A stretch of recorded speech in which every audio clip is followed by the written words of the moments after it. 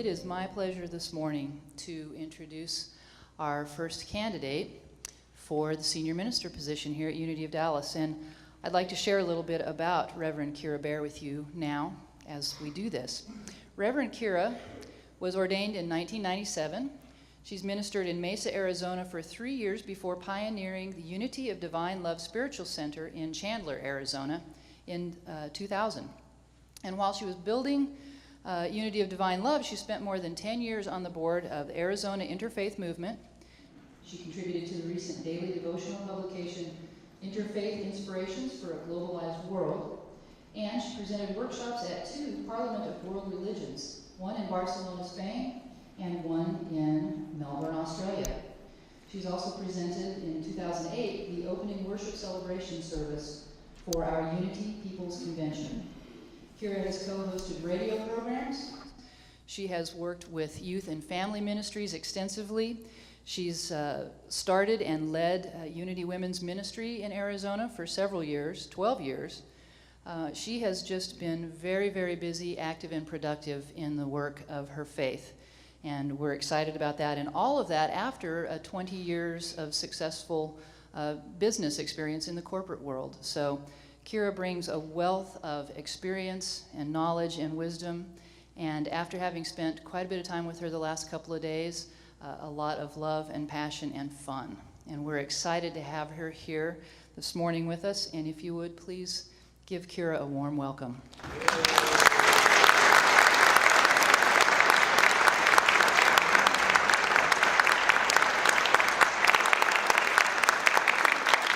Thank you all so much. It's such an honor and privilege to be with you. And we want to begin this time together in our time of meditation, of really opening our hearts and minds and souls. So I invite you to go into that sacred space within, where you touch into the divine of your understanding, to the God that you commune with this day, by whatever name or knowing for you. This sacred oneness or loving presence, you may know it as Christ consciousness or light. But we open ourselves to experience that eternal space within, where the infinite is always filling and fulfilling all that we are, moving through us with ease and grace to bring forth the highest expression. And so as you gently just relax into this moment, begin to feel yourself just relax from the top of your head, the backs of your eyes relax, your jaw and the back of your tongue, and feel that relaxation, that deep peace.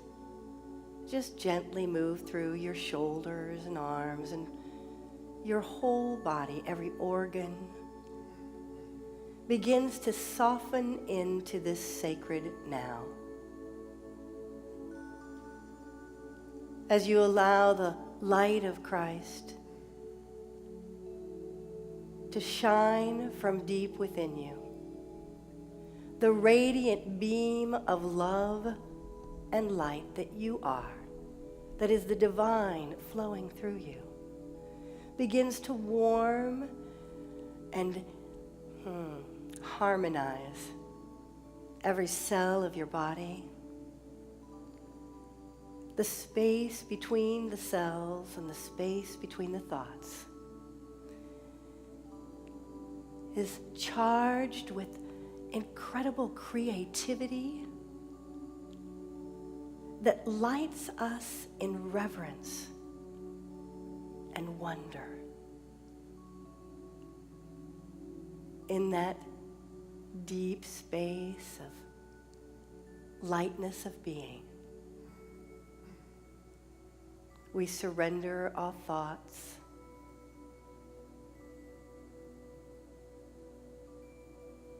We surrender all thoughts. All fears or doubts, tension melts away.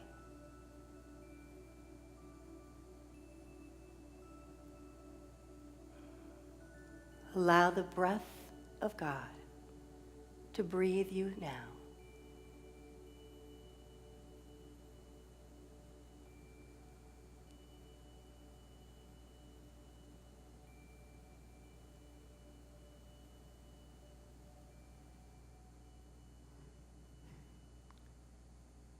In this sacred knowing, we say thank you.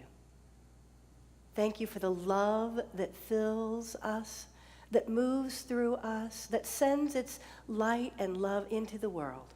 And we send forth a blessing to every soul upon this planet, all creatures of the sea and the sky and the land. We send forth an acknowledgement and a love that we are one with all of existence throughout all time and non-time. And we say thank you. Thank you, beloved God. Our hearts overflow with gratitude for the gift of life and the gift of love. And so we bring our awareness back here, and as we begin to just open ourselves to this now experience, we allow that light and love to continue to flow and do its mighty work in and through and as us this day, and in each and every subsequent moment. We do send a special blessing down to our teachers and children and our youth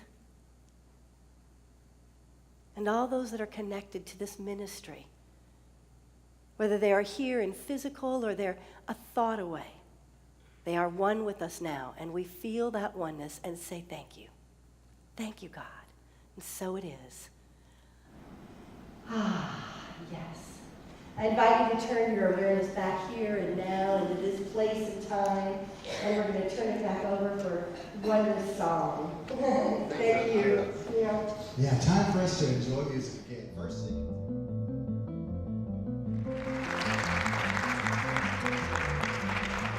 Definitely a divine Dallas diva.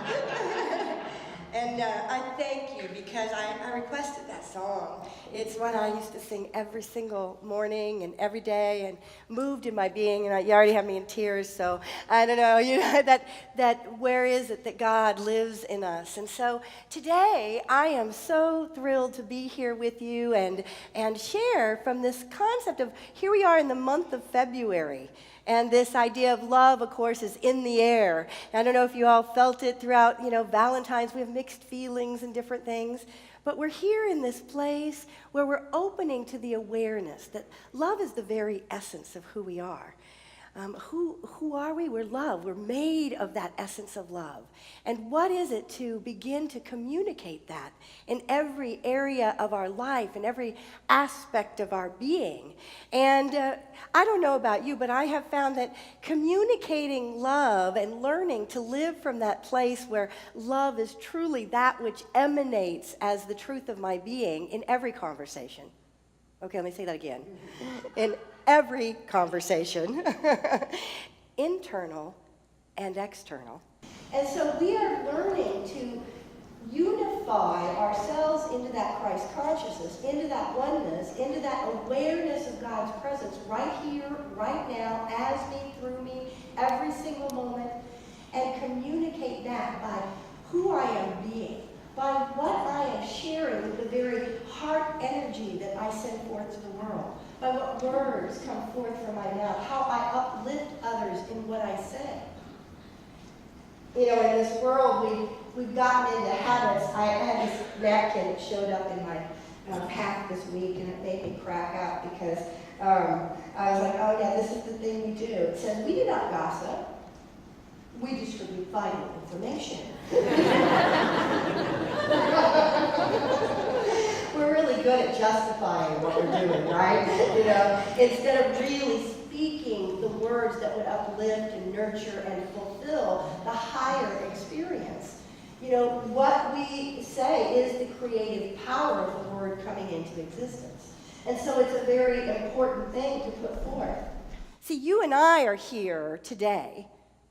And you and I are here in this planet, on this planet, in this realm of existence, because we've agreed We've agreed at a soul level to be a vessel for that divine love. We're the ones who have been brought into this time. We signed on and said, yes, I'm willing to be here now because it's an exciting time to be alive. Because I have an important role to play in bringing forth this new world of awareness, this new world of love, this world of peace and harmony that we all so desire in our hearts and want to see it lived out in every way.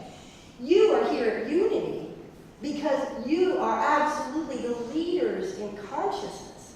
You are those who have said, I am going to take on a new kind of a paradigm and bring it into the world. And so I acknowledge and thank you for who you are, for saying yes in this journey.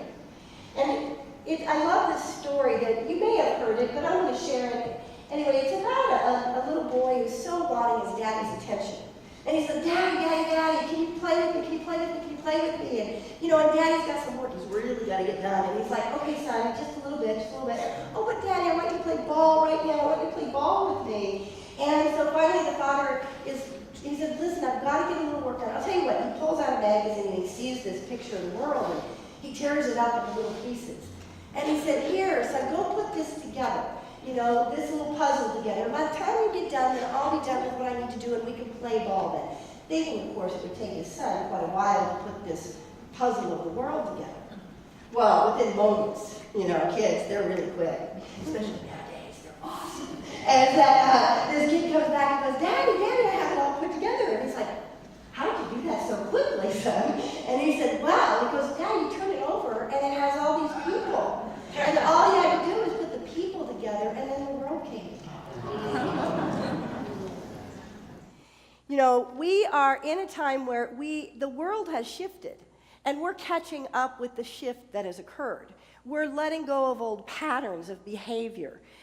Even though the world has shifted and the paradigms that kept us stuck in either or living. We would be into black and white and good and bad and right and wrong and all of that either or kind of existence. Now in Unity, we know differently than that. We know that we're about a both and world. And yet we have patterns in our world, and we have hierarchies, and we have structures that have been built upon separation consciousness. They've been built upon the idea that somehow we're not whole, unified, one. And so therefore, in our communicating this experience of being whole and love and loving, we instead, we looked and judged the world, and we judged ourselves. Anybody have that self-judge? You probably have a committee in there. You got a whole committee that has all kinds of judgments, all right, and they are often less than loving. Because the truth is, if we are to communicate and live from the place where we are expressing and being the love that we're meant to be, then we first must harmonize and unify that within us that would have us playing out separation instead of oneness. That which would have us communicating love instead of judgment. Judgment is really the nemesis of love. It's the place where, we think that the opposite of love is fear. Fear is a symptom, but truly the nemesis is judgment. Because we are in judgment because of the fact that we have bought into a belief system or a concept that somehow we're separate. One of the basic Unity teachings is that our greatest desire, our greatest, that which we are seeking is to know God, is to realize our oneness with this infinite source.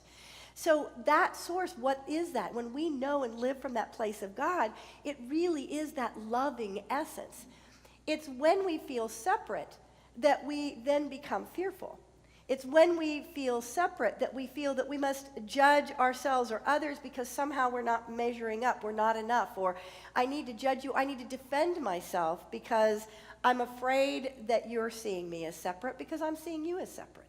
So in this journey, a part of what we're learning is instead of going to an either or, right, wrong, is what if it's always both and? It's always that there is all that is in this moment. Instead of being in a defensive mode, we get to open ourselves into bringing love and wisdom together. In the Old Testament, and I love the Old Testament, represents in unity we teach the metaphysical understanding of the Bible. The Old Testament represents the law, spiritual law. Spiritual law is the foundation upon which we operate, and it gives us the grounding in truth principles. So when we understand and start to interpret these characters and these stories, we can live from a grounding in deep truth principles. In unity principles, we understand this powerfully. Well, one of the characters there is Solomon.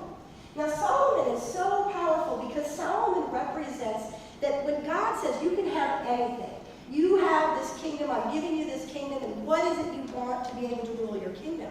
And he has the awareness to ask for wisdom. Wisdom is the place where we discern truth, where we discern and then allow the love to flow through. So Solomon understands and expresses that. And we in our world that sees separation have to call on wisdom within us that then allows love to flow. See, the Old Testament is a building of our spiritual soul consciousness that says the unfolding of our Christ consciousness moves forward from the spiritual law, and then it opens to the Christ consciousness, which Jesus represented in bringing forth love and grace. And when love and grace comes in and unites with the wisdom that is there within us, then all of a sudden we transcend the circumstances of our moment-by-moment experience, and solutions and awareness come forth that we could not have gotten to from a right or wrong, good or bad separation consciousness. It brings forth answers that unites and harmonizes and brings the truth forth in that moment. So when Solomon has the two women that come and say, my child, my child, my child, ever have ownership of something? Oh, no, it's mine, it's mine.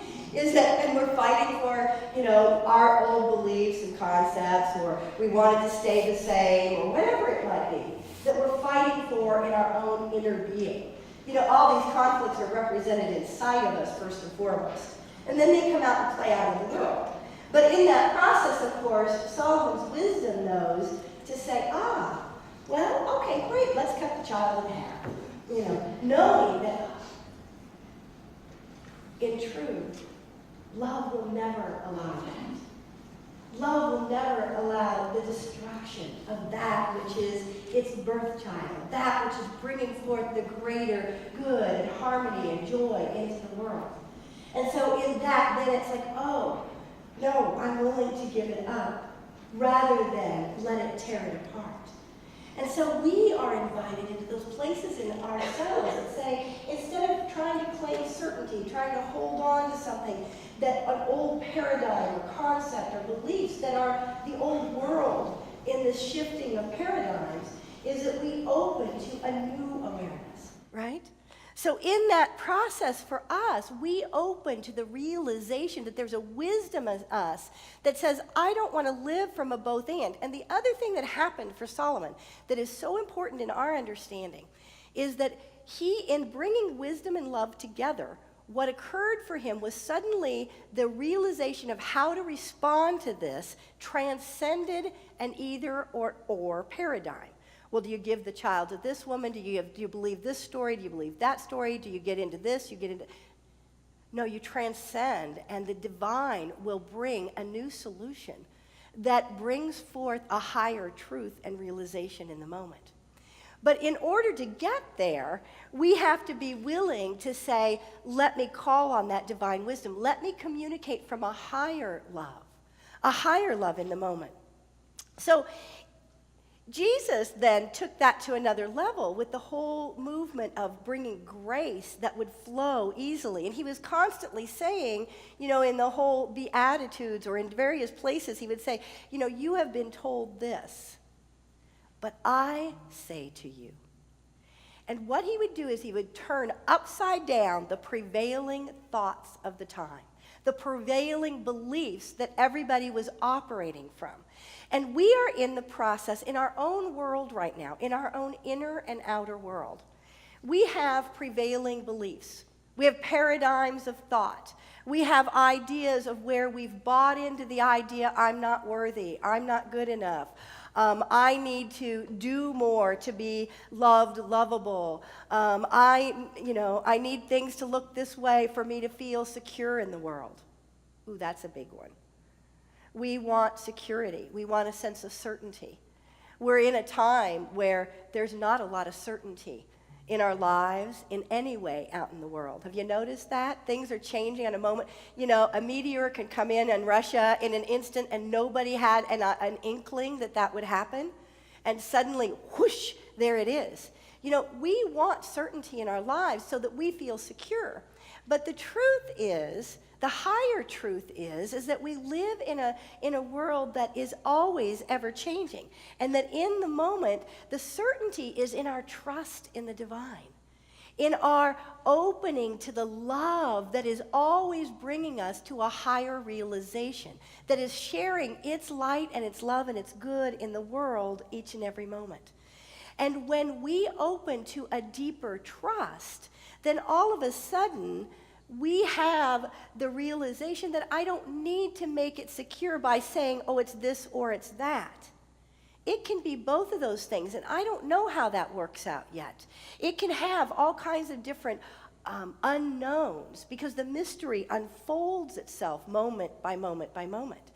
So in that journey for ourselves, we get to say, how do I open up to that unfolding that is happening in the moment and find a transcendent way to communicate a deeper love, a deeper trust in the divine? In this whole piece of proving what's right or wrong, or good or bad, it's interesting having a very strong interfaith background. Our particular interfaith movement was very much about respect and support and understanding of one another's faiths. Never about proselytizing or converting or anything like that. It was really just having an understanding of someone's beliefs and supporting them in that. And so we would really become investigators and expanding our own awareness of what someone believed. And I have a wonderful Mormon friend who brought me into the interfaith movement. And one of the things that he said originally, he said, I really don't care what you believe. He goes, what I want to know is, how does your faith move inside of you? How does love show itself in your life? And I realized in that moment that there was something greater. It's about seeking that commonality with everyone, allowing that to come forth. My executive director at Arizona Interfaith Movement in Phoenix said to me one day, he said, well, now unity, the whole name of that is unity, right? And he goes, so do you have fundamentalists? How's that work? And I said, well, actually, unfortunately, there are fundamentalists in every faith, right? There's that place where we say, oh, well, if you don't think like I do, then we create separation. And I said, so, but really what we're up to is teaching the unifying consciousness. Unity Worldwide Ministries promotes the idea of a world that works for all. That we're creating a world that works for all of creation, for all that we are. And so if I'm open to that possibility, that neither of us is right or wrong, then all of a sudden I start playing in the world of discovery. I want to discover what's happening for you, what's true for you. I want to open to, the realization of what is there. So in this process, we begin to open ourselves to something much greater, something profound in this process that says, there is a communication here that transcends any separation. And all I need to do is open my heart. Allow the Christ in me to behold the Christ in you. To open to the realization there is that is moving in me as love and wisdom. I have a little video I want to share with you today. I love this little video. So we're going to put that on the screen, and thank you guys up there. I know it'll take them a minute to get it up there. But I think it's a statement about where is our hope? Where is the truth about the communication of love coming from within us? So.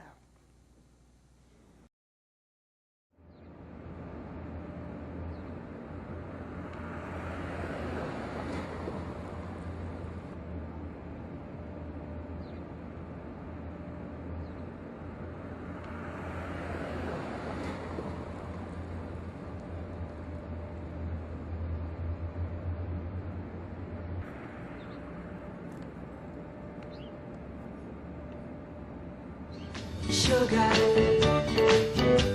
Oh, honey, honey.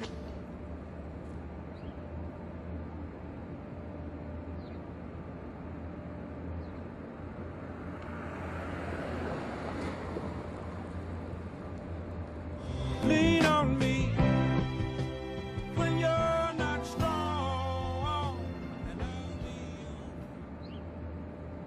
if you stop me up, if you stop me up, I'll never stop. Who let the dog sound? Who let the dog sound? In the name of love, I am a rock. I am a rock. Bad to the bone. Bad. Bad.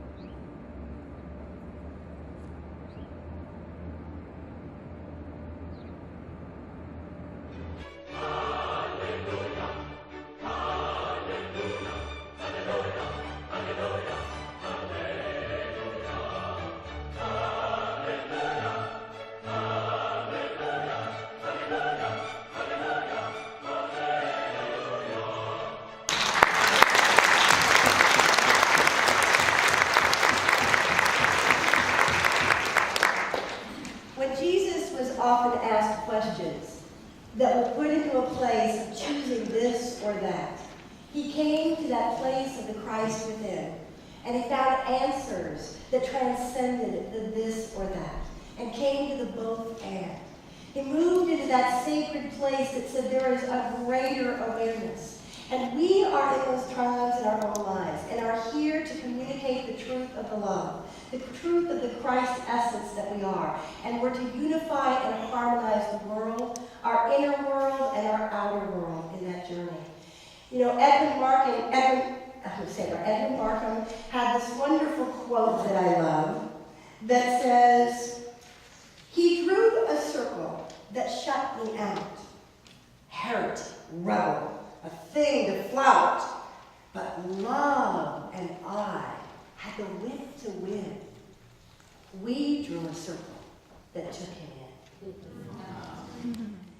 And so we're invited, as we begin to realize the truth of our ability to communicate love by our very being, is that let's take all of the world, let's take all of one another, all of existence into our experience of love and wisdom, and explore it, become fascinated, be in wonder and awe of what is being revealed, what message might be there in the midst of each and every circumstance of our lives.